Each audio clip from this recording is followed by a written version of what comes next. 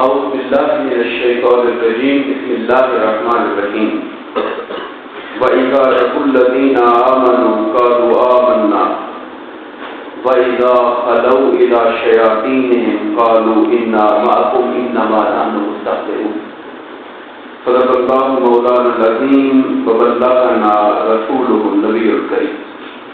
محترم و مکرم قابل قدر احترام سامعین احتشام، اللہ تبارک و تعالیٰ کے فضل و کرم اور آقا کریم علیہ السلام کے نالین پاک کے تصدق سے سورہ البقرہ کی آیت نمبر 14 اور 15 کے حوالے سے ہم انشاءاللہ گفتگو کریں گے۔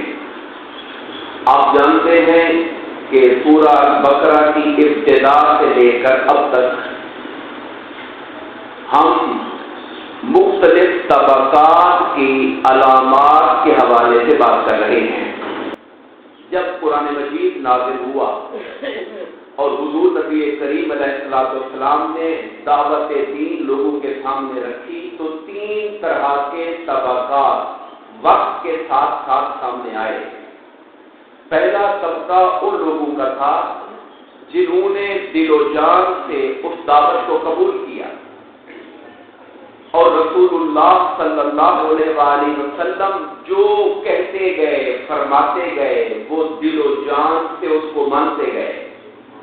انہوں نے آقا کریم علیہ السلام سے غیر مشروط وفاداری کا اظہار کیا، لا محدود اطاعت کا اعلان کیا۔ آقا نے فرمایا کہ جو انسین چیزیں ہیں جو دکھائی نہیں دے رہی، خدا کی ذات ہے، صفات ہے، افعال ہے، جنت و جہنم ہے، ان کو سرکار نے کہا کہ وہ ہیں تو سب نے کہا کہ وہ ہیں۔ نماز کا فرمایا، لوگ نماز پڑھنا شروع ہو گئے۔ مال خرچ کرنے کا کہا، لوگ وہ کرنا شروع ہو گئے۔ یہ وہ طبقہ تھا جو مومنین کا کہلایا۔ ان کے بارے میں اللہ نے اعلان فرمایا کہ یہی وہ لوگ ہیں جو کامیاب ہیں اور ہدایت کے راستے پہ چل رہی ہیں۔ دوسرا طبقہ وہ تھا جس نے اس دعوت کا کھلا انکار کر دیا کہ ہم نہیں مانتے، معاذ اللہ استغفر اللہ، خدا نے کوئی کلام نہیں اتارا، آپ معاذ اللہ جھوٹ بولتے ہیں، آپ جادوگر ہیں، ہمارے مفادات، آپ اپنے مفادات کے لیے ہمیں اپنے نیچے لگانا چاہتے ہیں، ہم نہیں مانیں گے آپ کی بات کو۔ ایک طبقہ وہ تھا جو جس کا سرغنہ ابو جہل تھا۔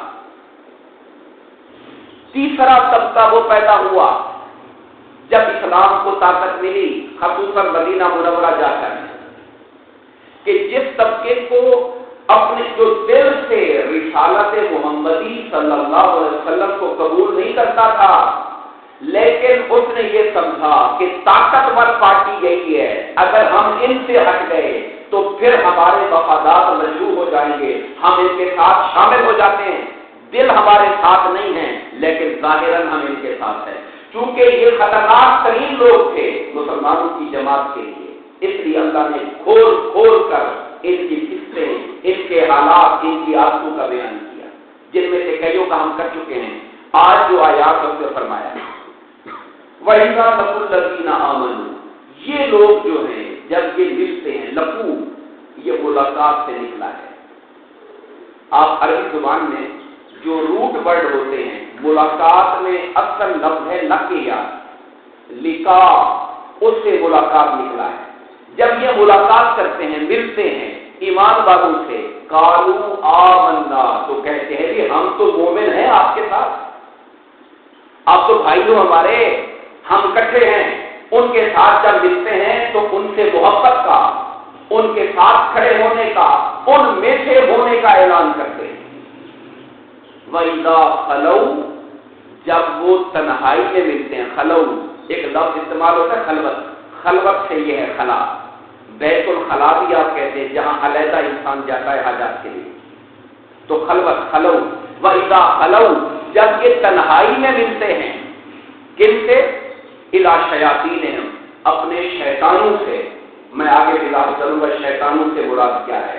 مراد یہ ہے کہ جو منافقت کے سرغنے ہیں، اللہ تعالیٰ ان کو شیطان کہہ رہا ہے۔ دیکھیے خدا کتنا کھری بات کرتا ہے کہ جو آدمی ظاہر کچھ کرتا ہے اور باطن کچھ ہوتا ہے اور لوگوں کو غلط راستے پہ لگا رہا ہے، ایک وہ ہے جو سادگی میں غلط راستے پہ لگا ہے، ایک وہ ہے جو جان بوجھ کے لوگوں کو لگا رہا ہے، اللہ کی نظر میں وہ شیطان صفت کردار ہے۔ میں جب وہ اپنے شیطانوں سے علیحدگی میں ملتے تھے، قالوا انا معکم، ان سے کہتے ہم تو آپ کے ساتھ ہیں۔ وہ سردار ان سے پوچھتے ہوں گے یا تمہاری بڑی جنگیں چل رہی ہیں مسلمانوں کے ساتھ اور کہیں دل سے مسلمان تو نہیں ہو گئے؟ وہ کہتے ہیں نہیں آپ کیا بات کرتے ہیں، ہم تو اصل میں آپ کے ساتھی ہیں۔ انما نحن مستهزئون، ہم تو مسلمانوں سے صرف مخول کرتے ٹھٹھا کرتے رہتے ہیں، ان کا صرف دل بھی تھوڑی کرتے ہیں ان کے ساتھ۔ انا نحن مستهزئون، ہم ان کے ساتھ استہزاء کرتے ہیں۔ استہزاء کا معنی ہوتا ہے ٹھٹھا کرنا، مذاق اڑانا۔ ہم تو صرف مذاق اڑانے کے لیے ان کے ساتھ ہوتے ہیں۔ وہ بڑے بھولے ہیں، ہماری باتوں میں آ جاتے ہیں، ہم کہتے ہیں ہم تمہارے حجم ہیں، وہ سمجھتے ہیں کہ واقعی ہم حجم ہیں ان کے، ہم تو اصل میں آپ کے ساتھ ہیں، ہمارے دلی تعلق اور محبتیں آپ کے ساتھ ہیں۔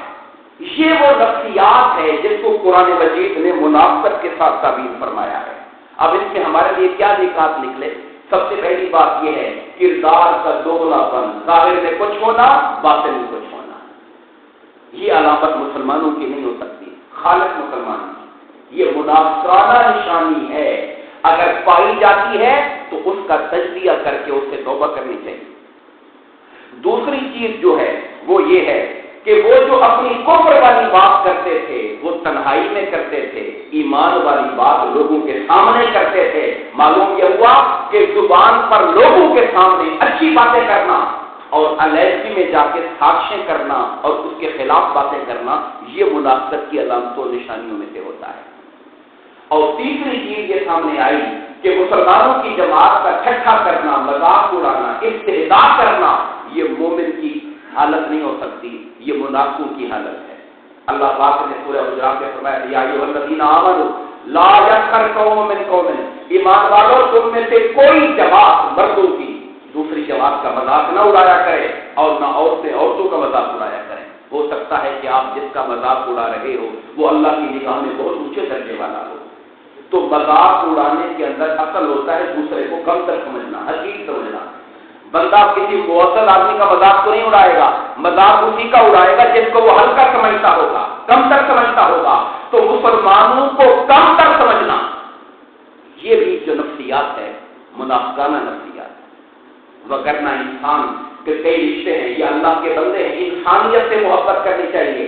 خدا فرماتا ہے وَلَقَدْ كَرَّمْنَا بَنِي آدم، ہم نے اولاد آدم کو عزت دی، جانور نہیں بنایا، انسان بنایا ہے۔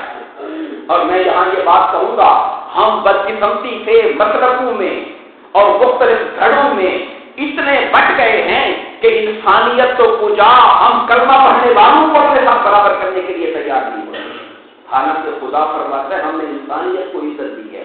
انسانوں میں جو اچھے کردار کے مالک ہوں آخرت کا معاملہ اللہ کے ساتھ ہے، دنیا میں ان کی بھی عزت ہونی چاہیے تھی۔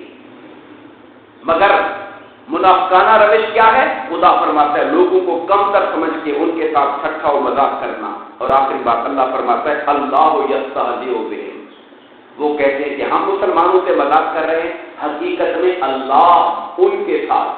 اب یہ جو لفظ ہے یستہزئ بہم سیم وہی ہے جو منافقوں کے لیے تھا، لیکن جب اللہ کے لیے لفظ بولا جائے تو پھر اس کا نتیجہ ہوتا ہے۔ یہ بڑی ٹیکنیکل بات ہے، بعض اوقات لفظ وہی ہوتا ہے جیسے ہم کہتے ہیں مکر، انہوں نے مکر کیا، مکر اللہ، اللہ نے بھی کیا، لیکن اللہ کا ترجمہ مکر کا ترجمہ کرتے اللہ نے ان کی چالوں کا جواب دیا، اللہ نے ان کو ان کی چالوں کی سزا دی۔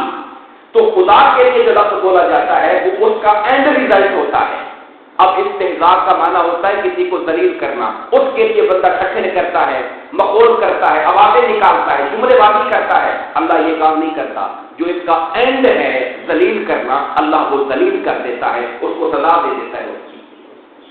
یہ بہت سمجھنے والی بات ہے اگر آپ اس پہ غور فرمائیں۔ خدا کے لیے اب ہم کہتے ہیں کہ میں آپ سے بڑا پیار کرتا ہوں، ہمارے پیار میں کیا ہوگا؟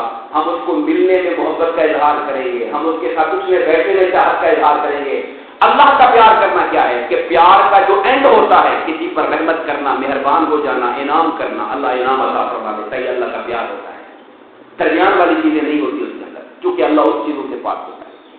دعا فرمائیے کہ اللہ تبارک و تعالی ہم سب کو اپنے کلام پاک کو صحیح طور پہ پڑھنے، سمجھنے اور اس پر عمل کرنے کی توفیق عطا فرمائے۔ آمین۔ وما علینا الا البلاغ المبین۔